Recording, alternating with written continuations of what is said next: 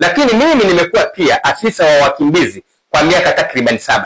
Nimefanya kazi kama afisa wa wakimbizi kutoka taifa la Burundi katika makazi ya wakimbizi ya Mishambo, mkoani Katavi, ya Uliankuru mkoani Tabora na makazi ya Katumba. Lakini nimehudumia wapigania uhuru wa South Africa wa chama cha Pan Africanist Congress of Tanzania chini ya Jumuiya ya Kikristo Tanzania na shirika la Umoja wa Mataifa wa kuhudumia wakimbizi. Kwa hiyo fujo, vurugu na ukosefu wa amani na uvunjivu wa amani na vijua, na nikaenda kuvisomea kabisa shule. Sasa unajua kuna watu anaweza kujaribu kunywa sumu kwamba aone kama inaua. Utajua ukiwa umekwisha kufa. Tunakunywa uji kwenye vifuu vya nazi, tunasema inna lillahi wa inna ilaihi rajiun, marehemu alikuwa mtu mzuri, umekwenda. Hapana kujaribu kunywa sumu na kujua kama inaua.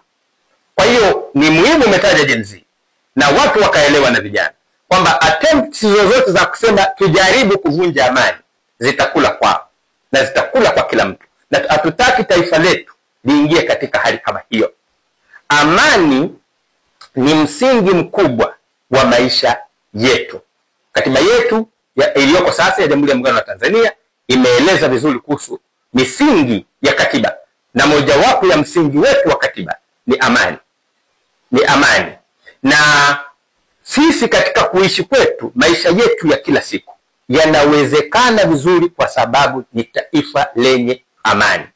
Na kwa msingi huo, kama ulivyoeleza vizuri, tunavyokuwa kwenye kampeni kwa sasa kwenda tarehe 29 Oktoba, wakati wa kampeni, wakati wa kupiga kura tarehe 29 Oktoba, ambao mimi naita siku takatifu, siku teule, na baada ya pale umeeleza vizuri katika wiki, miezi na miaka itakayofuata, tunataka taifa la Jamhuri ya Muungano wa Tanzania libaki ni taifa lenye amani.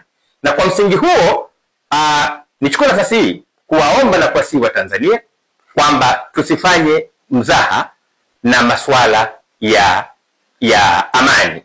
Nachukua nafasi hii pia kuwashukuru waumini wa dini zote ambao wamekuwa katika maombi yao kwa kushirikiana na viongozi wao, wamekuwa wakienzi amani.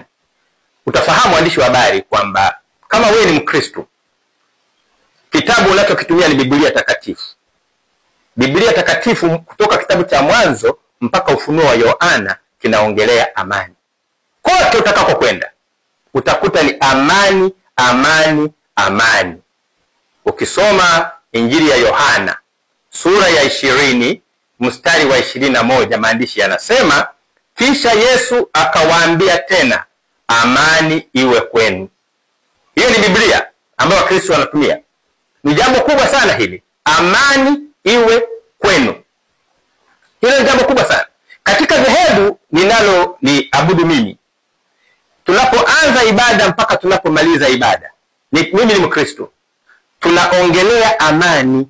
Na hata mwitikio yetu ndani ya kanisa letu sisi wanasema amani ya Bwana, yule anayeongoza, amani ya Bwana iwe pamoja nanyi. Na sisi tunaitikia, na iwe rohoni mwako.